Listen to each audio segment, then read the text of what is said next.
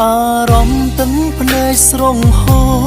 ពេលដែលឃើញអ្វីដែលមិនចង់ឃើញទោះដឹងថាមិត្តភាពយើងមានកំរិតតែអន់ចិត្តពេលអូនក្បែរគេហាមខ្លួនឯងដែរតែនៅតែគិត